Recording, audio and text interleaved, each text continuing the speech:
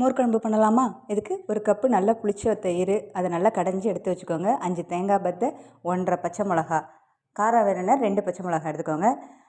கடலைப்பருப்பு, துவரம்பருப்பு 2யும் ஒரு ஸ்பூன் ஊற வச்சுக்கோங்க. ஜீரகம் அதோட சேர்த்து ஊற வச்சு, அந்த தேங்காய், பச்சை மிளகா, அந்த கடலைப்பருப்பு ஊற வச்சது எல்லாத்தையும், கடலைப்பருப்பும் துவரம்பருப்பையும் ஊற வச்சதை அரைச்சி, நல்லா மசிய அரைச்சி அந்த மோரோடு சேர்த்து மஞ்சத்தூள், உப்பு, பெருங்காயம் எல்லாத்தையும் சேர்த்து நல்லா கலக்கிக்கணும். கட்டி தட்டாமல் கலக்கிக்கோங்க.